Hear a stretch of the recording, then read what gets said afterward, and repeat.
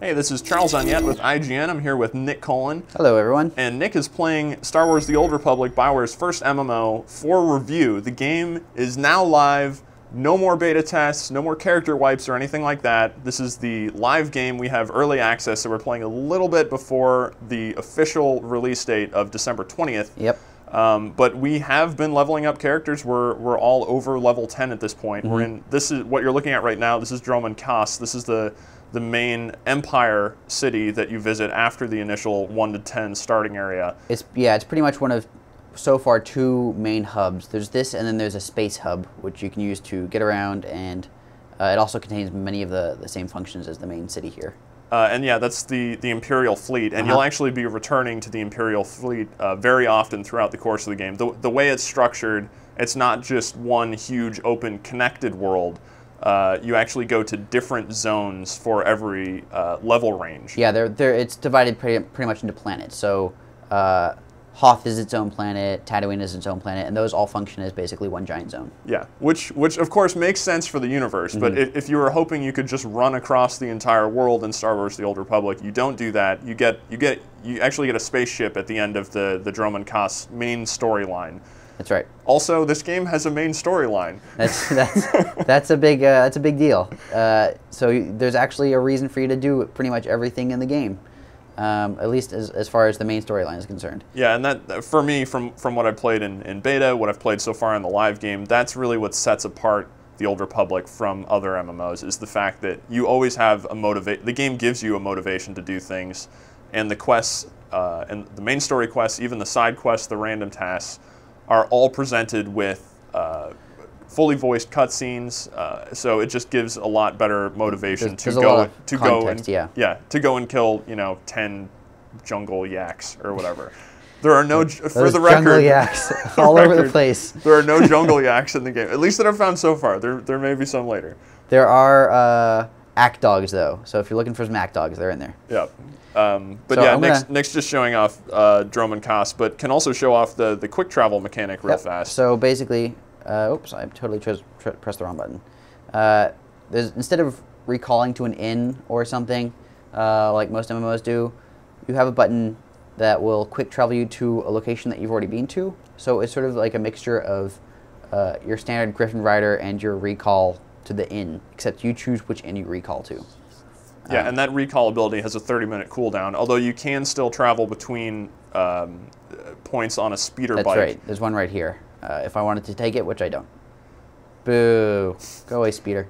But so this is a launch MMO. A lot of people get nervous around launch time for MMOs just because with so many people coming into the game, things can get dicey, the performance can be crappy. I know everyone who played Final Fantasy XIV was not super excited about that game at launch for good reason, because it launched in a really messy state. Nick, how would you say this compares to that and compares to other MMOs, big budget MMOs in particular, that you've seen at launch period? So far, it's been surprisingly stable. In about probably 10 or so hours I've been playing, I've encountered about 3 seconds of lag, and that was actually in this area. I saw someone jump super far ahead, and my character froze up a little bit. But other than that, I haven't seen the service crash at all, and I've been on during some of the peak times, so it's been surprisingly good. There haven't been very many, all that many bugs. There have been a couple weird ones during cinematics. My character would flip around a little bit, or and I also saw like a robot walk through a wall at one point. So it's not completely bug-free, but it's pretty damn close, at least from what I've seen so far. And it's very possible that this super early part of the game has been polished up because a lot of people have played it already. Yeah, and there appears to be quite a bit of polish built into this game, considering how much content is in here. There's always the concern that with an MMO that the first, roughly third of the MMO experience has been super polished, and then the quality level really drops off after that. I think a lot of people saw that with Age of Conan at launch, where the initial experience was really great, and then once you sort of got into the late 20s and 30s in terms of your levels, it's like, what happened to all the cool content? It all just kind of disappears, and you realize it wasn't actually built yet. Although BioWare said time and time again that they have the main storyline will take you through to the max level. Yep, and BioWare has said that they've put all of the content into the game. It's all active in there. We haven't played through that yet in the final game, so we're getting to that point. But so far, so good in terms of lots of content, lots of dungeons, lots of reasons to group up with people and tackle objectives together. Or I mean, you could solo the game because you do every character class does get a companion character. You can see on screen there, Mako. But yeah, Nick, I guess do you want to just talk about who you're playing right now, what class, and also what Mako is doing? Yes, I do. I'm playing a bounty hunter. He's kind of chubby. I made him specifically with a scar. That's a great pose there. Thank you. I'm just gonna let my companion beat on this dude while I'm showing off. All right. You'll see that I have a scar over my eye and a big cybernetic eye patch. Those are two separate parts of the character builder. There's like your scars tab, and then there's your, I guess for the bounty hunter, it was like beard and facial hair and bits of machine. Makes sense. Yeah, so I was actually able to sort of create, in a sense, a backstory for my character where he loses his eye and then has a machine replace it. That's an imaginary backstory. Yeah. Yep. So that's not at all involved in the game. That's just something I did. The bounty hunter is a heavy armor class, primarily ranged, although there are a couple melee attacks. And at some point it can split into like a tank or a healer. Yeah, so with just damage as well. Just to reset that a little bit, there are 4 classes on each side. They're basically mirrors of each other. So on Empire and Republic side, you have 4 classes, but they're basically the same thing. The visual effects look different, but their abilities are essentially very, very similar, if not identical. And then at level 10, you basically get the option to specialize. You get your advanced class choice. That can have it actually has a huge effect on how your character plays. That's right, yeah. And you also unlock different, Nick, I don't know if you can bring up the tree real quick. Yeah, there you go. So you've got your 3 paths. I believe one of those is shared and the other 2 are unique to your advanced class. Yeah, so for the bounty hunter, the pyrotech tree is shared, and that focuses on sort of damage over time and fire. It's basically sort of your standard damage tree. And then advanced prototype, at least for the bounty hunter, seems to be more inclined towards PvP. And then shield tech is your tanky tree, which is what I'm doing right now. I've taken mostly the damage abilities at this point, though, because I found those would be more useful for me at this early point of the game. Yeah, and as another example, I've been playing a Sith Inquisitor, which is basically the wizard. Yeah. The Sith wizard class. Big caster dude. But depending on how you spec out the Inquisitor beyond level 10, you can go Sorcerer at level 10, which concentrates on either lightning attacks, so deal a lot of damage, or... Yeah, nice try with the jumping there. You didn't quite make it. Not going to happen. No. There was actually a rock I passed that I could have jumped over a cliff and died, but I decided against it. Yeah. You may have also noticed I ran past a Datacron, which was a big yellow glowing cube, which will give you permanent stats. It's a little bonus for people who want to explore. And there's a custom really sound effect to that, too. So if you're exploring and you hear a kind of jingly sound, that's probably not a very good word. Sorry. Okay. But there's a distinct sound for Datacrons, and it's absolutely worth going to find them because they give you perma stat boosts. So. And they also glow, and you can see them quite a ways away, which is exactly why I knew that was over there. I actually found that yesterday. I just was actually wandering around in this area here, and I was like, oh, there's all these lizards here, and the path sort of drops off. I bet there's a Datacron around here, and I was right. Well done. To return to my Inquisitor. So there's the lightning path that you can go if you pick a sorcerer advanced class, or there's a healing path. So within the sorcerer advanced class, there are still very distinct ways to play. Yeah. Or you can pick the other advanced class, which basically gives you stealth abilities, and you can use a double-bladed lightsaber. And I haven't even tried that yet, but it's a totally different style of play. So even though there are only the 4 base classes, your advanced class has a huge impact on your play style. Yeah, I mean, if you're pretty familiar with MMOs, it's probably a smarter idea to choose your advanced class when you're first creating a character rather than choose your base class, because really that's what you're going to be playing as. You're not going to be playing as a bounty hunter, you're going to be playing as a power tech bounty hunter or a mercenary bounty hunter. Yeah, and even on sorcerer, even on the character, like your guild screen or your player select screen, it basically just lists the advanced class you've selected. That is essentially your class. Yeah, and the advanced classes are different enough that it really is an important choice.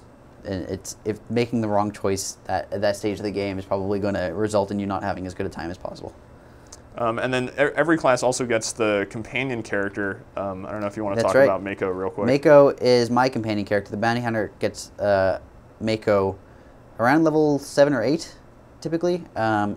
She has a lot of sort of bounty hunter style abilities. She has, for example, rail shot, which is a pretty high damage single target ability. She also is capable of healing. That's where her main function for me has come in so far, because I'm not playing the healing character, I'm playing the tanky character. So I can actually choose her stance. I've got like a damage stance or a healing stance for her. I've got her on healing stance pretty much permanently because I don't need the damage stance. But she provides a lot of utility that I don't need to, but theoretically I could. Yeah, so it just makes soloing a lot easier. It does, yeah. If you do get into group encounters, you put together a 4-person party to take on some of the more challenging content. At that point, you can't use your companions anymore. But a nice thing about the game is if somebody drops from the group, they're like, oh, I gotta go eat pizza or some stupid excuse, or they just drop out of the game entirely. You can just call in a companion character to fill in that slot. And though they may not be as effective as a full player character, it can certainly help in those situations where you really need somebody else either dealing damage or healing or something. Yeah, and each companion has their own affection bar, and their affection is determined, I think we've covered this before, but it's determined by your conversation choices, and you can also give them gifts to make them like you more, just like real life. But basically, oh, Jesus Christ. Why did you bring them here? He's looking for help. You're just backing off. Yeah, that's... Aw, that guy's totally dead now. Yeah, well, he shouldn't have brought him here. I'm in the middle of a video. Oh, I just got a commendation. You just got a green item. That's right. It was a commendation. The commendations are used to buy fancy loot from special vendors. So, affection, I haven't actually figured out so far what affection does. I mean, I know that it unlocks quests for your companions, but just to what extent affection is important, or like whether or not it leads to an actual romance or whatnot. I believe it does, but we haven't played enough to actually experience that yet. Yeah, okay. It takes a while to build those bars. Yeah, you get about 15 points minimum for about 40 points maximum for a correct conversation choice, and it looks like it caps out at 10,000. So we got a while. And figuring out which the personalities of your companions is a little tricky because you never know quite how they're going to react. Like I have Kemval, who is a giant monster for my Inquisitor, and he seems to really like responses that involve me being angry and wanting to kill things. Yeah. Although sometimes I select options that I think he's going to like, and then he winds up disliking them, and I actually lose affection rating. So it seems moderately reliable, but not entirely, and that's just something I'll have to experiment more to see if I can do it more consistently. Yeah, there's a similar thing for my companion. Although she doesn't really like me killing dudes, she actually hates that. So, but I'm going dark side, so there's been a lot of tension there. Yeah, and the dark side, light side stuff, that's during conversations where a decision point will come up, like, do you let this NPC live or do you shoot them in the face and kill them? And if you're going dark side, you're going to want to shoot them in the face because then you gain dark side points, you unlock access to different types of armor and things like that. That's and right. Your companion may not like that, but I guess you can offset that by finding the gift type that your companion likes and then just giving them presents, because presents totally make up for murder, right? That's how it works. That's what I've found to be true in real life as well. Okay. And you also, there's the entire crafting system to the game, which is another decision that you need to make early on. There's actually quite a few, around level 10, you have to make a lot of decisions that require a little bit of research if you want to do things properly. But you will have to make the crafting decision. As you gain more companions, you can send them out on crafting missions to recover items and things like that. That's right. That tie into your primary production crafting skill, which you can also send them away to do. So, for example, I got cyber tech as my main crafting skill, so I can actually make armor modifications, and weapon mods, weapon or armor mods. They can really go on anything. And droid parts, which are for you get droid companions later on in the game. and possibly even earlier on, depending on your class. And they're basically armor for droids, one of the armor slots. And the mods and things like that are for slottable items. You actually find quite a few of them in the game. And Nick, I don't know if you have any equipped right now. I do. Okay. Oops. Let me have a look Wrong here. menu, Nick. Oh God. So yeah, one of these 8 million windows. Oh, damn it! Hang on. No, you closed the window. I don't even know why that happened. There you go. Yeah. So here, this is the modification menu. My blaster is fully moddable, so there's 4 different parts. And you can pull those. So if you have a cool mod, it has some good stat bonuses. You want to swap it in. You can remove the old mods for a credit fee. Credit being the in-game currency, and you can save those mods, so you don't necessarily destroy them. Yeah. Although it's pretty rare that you're gonna have a mod that you really want to keep, unless you have a rare mod. The mods do upgrade pretty quickly, but if you don't want to accumulate items that just have static stat requirements and would rather go the mod route and either buy them on the auction house or craft new mods so that you can always make these items more powerful, that seems to be a viable way to play. I haven't experimented a lot with that system just because my crafting profession is biochem, so I've been making health packs and stat boosts and things like that. But it seems like a cool way to play, a sort of alternative item acquisition path as opposed to the standard, I got a cool item and I'll ditch the whole thing when I find something better. Yeah, and I mean, as a cybertech, I can actually break down these mods into their base components. And that gives you a chance to learn different types of recipes, right? Yes, it does. In fact, we can see if I'm going to learn one in the corner here, in the midst of general chat. Yeah, so that just gave you back some resources on that one. It gives back about half of the resources that I put into it, but it also gives me a chance to learn a better recipe. So if I actually don't learn one here, I can show you one of the older ones I got. Nope. Boo. No such luck. For example, my normal reflex armoring mod has 4 aim and 3 endurance on it, but I made enough of them and broke them back down that I managed to learn a better recipe, which has 5 aim and 4 endurance on it. So it's 2 points better overall. But you'll notice in the requirements, you need a better item to actually produce that, and that's something that you would need to use. I'm assuming one of the mission crafting skills. Yeah, you need underworld trading to get that, and unfortunately, I don't have that ability because I went with slicing as my other. Why would you do that? Because you can get some very cool stuff from slicing. For example, no, that's true. Yeah, I have mission discovery treasure hunting, which is for mission professions. You can actually learn secret missions through slicing, and now I can sell this to someone who has treasure hunting for an exorbitant amount of money, and then I can buy as many bars as I need. And you can buy crafting materials on the auction house, so if you don't have them, you can do it that way. Yep. So what do you think of the game overall so far? I mean, we've talked about details, but what are your general impressions so far? What does it do really well? What does it not do well? It does a lot of things really well. I really like that the voice acting is spot on. As with all BioWare games, the voice acting is really solid. It's not hokey. I haven't found any hokiness so far, which is pretty rare in video games even today. The story elements are very cool. Writing in the game. There's so much writing. For every single, and there's double the voice acting that there is writing because they have to do it for each gender. So every time you answer a question, they had to write 4 different answers for each character class, and then they also had to record each of those twice, one for a guy and one for a girl. So it's pretty insane. Just how much voice acting and writing there is in this game.